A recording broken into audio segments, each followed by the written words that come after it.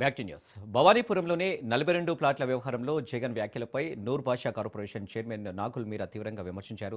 బాధితులకు మద్దతుగా జగన్ మాట్లాడిన తీరును ఖండిస్తూ అవినీతి పరులకు అంతా అవినీతిమయంగానే కనిపిస్తుందని ఆరోపించారు. బాధితులకు అన్యాయం జరిగిన మాట వాస్తవమే, కానీ వారికి ప్రత్యామ్నాయ మార్గాలను ఏర్పాటు చేస్తున్నట్లు నాగుల్ మీరా అన్నారు.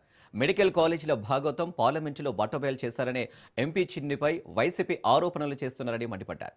ఈ వ్యవహారంలో ఎంపీపై జగన్ నిరాధారమైన వ్యాఖ్యలు చేశారని అన్నారు. కూటమి ప్రభుత్వం తీసుకున్న పీపీపీ విధానంతోనే మెడికల్ కాలేజీలో చదువుకునే పేద విద్యార్థులకు అవకాశాలు దక్కుతాయని నూర్ బాషా కార్పొరేషన్ చైర్మన్ నాగుల్ మీరా స్పష్టం చేశారు.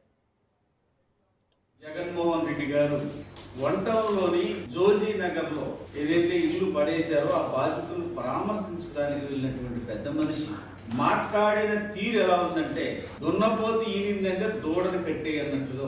నువ్వు 5 ఏళ్ళు ముఖ్యమంత్రి చేశావు, ఎప్పటికీ ఎవరో స్క్రిప్ట్ ఇస్తే అది చూస్తే గానీ మాట్లాడలేని పరిస్థితిలో ఉన్న వ్యక్తిని 5 ఏళ్ళు ముఖ్యమంత్రిగా ఆంధ్ర రాష్ట్ర ప్రజలు భరాయించాల్సి వచ్చింది. దాని విషయాలు తెలుసుకోకుండా జరిగింది, అక్కడ ఇబ్బంది పడ్డారు ప్రజలు, అది బాధాకరమైనటువంటి విషయమే. దానికి చంద్రబాబు నాయుడు గారికి, లోకేష్ గారికి, విజయవాడ ఎంపీకి ఏమైనా సంబంధం ఉందా? అంటే నువ్వు ఒక అవినీతి పరుడు కాబట్టి నీకు ఏదైనా అవినీతి కోణంలోనే కనపడదు. పచ్చకామలోకి లోకమంతా పచ్చగా కనపడుతూ జగన్మోహన్ రెడ్డి అవినీతి పరుడు, దాని మీద సిబిఐ విచారణ జరగాలని కూడా డిమాండ్ చేశాడు. అసలు నీ మీద సిబిఐ విచారణలో ఎంతవరకు వచ్చినాయి?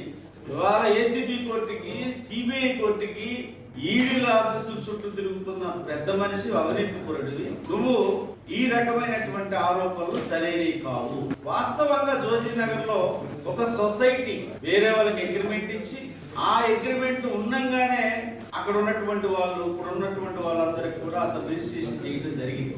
దాని మీద కోర్టుకి వెళ్ళారు, వీళ్ళు కోర్టుకి వెళ్ళారు, అది కింద కోర్టు నుంచి, హైకోర్టు నుంచి సుప్రీంకోర్టు దాకా. కోర్టు ఆదేశాల మేరకు అది పడేయాలని నిర్ణయించినప్పుడు అక్కడ ఉన్నటువంటి వాళ్ళందరూ, కానీ చివరికి ఆ కోర్టు ఆర్డర్ని మరి పోలీసులు అమలు చేయాల్సిన పరిస్థితి, అధికారులు అమలు చేయాల్సిన పరిస్థితి వచ్చింది.